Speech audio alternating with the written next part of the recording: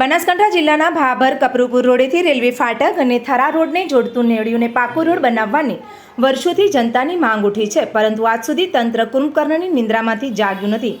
જનતાની સુખાકારી માટે અને લોકોની સમસ્યા હલ કરવા માટે બનાસકાંઠામાં રાજ્ય સરકાર દ્વારા નગરપાલિકાઓમાં લાખો કરોડો રૂપિયાની ગ્રાન્ટ પાસ કરવામાં આવી છે, જેમાં ભાભર નગરપાલિકામાં રોડ, રસ્તા, તળાવો, ગટર લાઇન, પાણીની પાઇપલાઇન, આરસીસી રોડ રસ્તા માટે 45 કરોડ રૂપિયાની ગ્રાન્ટ પાસ થઈ છે, પરંતુ ક્યાં વપરાય છે તે લોકોમાં સવાલ ઉઠ્યા છે. ભાભરમાં સારા રોડ તોડીને નવા રોડ બનાવી સરકારે આપેલી ગ્રાન્ટનો ભ્રષ્ટાચાર કરી રહ્યા છે. જેમ તેમ કરીને ગોદડી ગોટે વાળીને સરકારની તિજોરી ખાલી કરવામાં આવી રહી છે, તેવા લોકોમાં સવાલ ઉઠ્યા છે. ભાભરમાં આવેલ કપરુપુર રોડથી રેલવે સ્ટેશન થરા રોડને 1 કિલોમીટરનું જોડતું નેળિયું આ ન્યાય અને પાકો રોડ બનાવવાની વર્ષો જૂની માંગ છે, પરંતુ આજ સુધીમાં તંત્રની કોઈ ધ્યાનમાં આવ્યું નથી. હા, નડિયામાં આજુબાજુમાં ખેતરોમાં વસવાટ કરતા ઠાકોર સમાજના 500થી વધુ વસવાટ કરતાને કાચા નેળિયાએ અત્યારે ચોમાસામાં વરસાદી પાણી ભરાઈ જાય છે, ત્યારે કાદવ કીચડમાં ચાલવા લોકો મજબૂર બની ગયા છે. કાચા માર્ગેથી પશુપાલકોને ડેરીએ દૂધ ભરાવવા અને કોઈ બીમારી હોય અને આવતા જતા વિદ્યાર્થીઓને પણ વાહન ચાલકોને પણ સ્થાનિક લોકો ત્રાહિમામ પોકારી ગયા છે. સરકારને અમારી એટલી વિનંતી છે કે તાત્કાલિક ધોરણે પાકો રોડ બનાવવામાં આવે તેવી જનતાની માંગ છે. હું ભાભર શહેર કોંગ્રેસ સંગઠન પ્રમુખ હરેશભાઈ સોની બોલું છું કે જે ભાભરની અનેક સમસ્યાઓમાં એક મને નવી સમસ્યા જાણવા મળી છે કે જે ભાભરથી કપરુપર ને કપરુપરથી જે થરા રોડને જોડતો અને રેલવે સ્ટેશન નજીકનો રોડ છે, જે 1 કિલોમીટરનું નેળિયું આવેલું છે, પણ ભાભર નગરપાલિકાની કરોડો રૂપિયાની ગ્રાન્ટ પાસ થઈ છે કે જે ન તોડવાના રોડ તોડી અને વારંવાર ત્યાં કરવામાં આવે છે. અનેક સમસ્યાઓ ત્યાં થાય છે.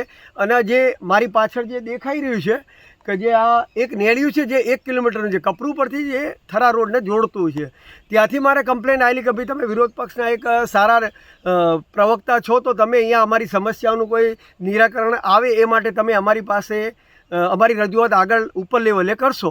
તો પછી એ સમસ્યાને મેં જોયું, પણ મને પણ એવું લાગ્યું કે ના, ખરેખર સમસ્યા છે જ અને મારે કંઈક કરવું જોઈએ મારાથી જે થાય. આ 1 કિલોમીટર બિલકુલ જે 5-7 વર્ષ પહેલાં જે અગાઉ નગરપાલિકાના 21ની ઇલેક્શનની ટર્મની ચૂંટણી હતી, ત્યારે ભાભરના અમુક આગેવાનો અહીંયા ગાડી આવેલા અને એમને કીધેલું કે ભાઈ માટીથી પુરાણ હાલ પૂરતું કરીએ છીએ ને પછી જે ઇલેક્શન પતશે પછી અમે તમને પાકો રોડ કરી આલશું, સિમેન્ટનો જે સીસી રોડ કરી આલશું.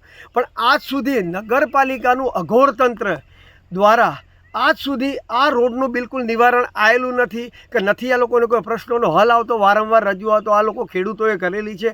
હજી ખેડૂત જાય તો જાય ક્યાં? ખેડૂતો અનેક સમસ્યાઓથી પીડાય છે અને એમાંની એક આ વધુ સમસ્યા મને આ રોડની છે કે અત્યારે આપ જોઈ શકો છો કે એ લોકોને ચાલવું હોય તો પણ અહીંથી 3 થી 4 કિલોમીટર દૂરથી ચાલતા જવું પડે છે. અને આ બિલકુલ ભાભરમાં આવવું હોય આ એક અડધો કલાકનો રસ્તો છે, 1 કિલોમીટર થાય છે અને 3 કિલોમીટર ફરવાથી બીજો 1.5 કલાક બગડે છે. અને બિલકુલ આ જે વોર્ડ નંબર 3ની અંદર આવેલું છે, જે પણ કોર્પોરેટર છે, મને ખ્યાલ નથી કે અત્યારે કોર્પોરેટર કોણ છે, પણ તમારે આ સમસ્યાની પોતાના માથે લઈ અને તમે આ જે જવાબદાર વ્યક્તિ છો, તમને પબ્લિકે વોટ આપ્યા છે, તો તમે આ સમસ્યાનું નિવારણ કરવું તમારી ફરજમાં આવે છે.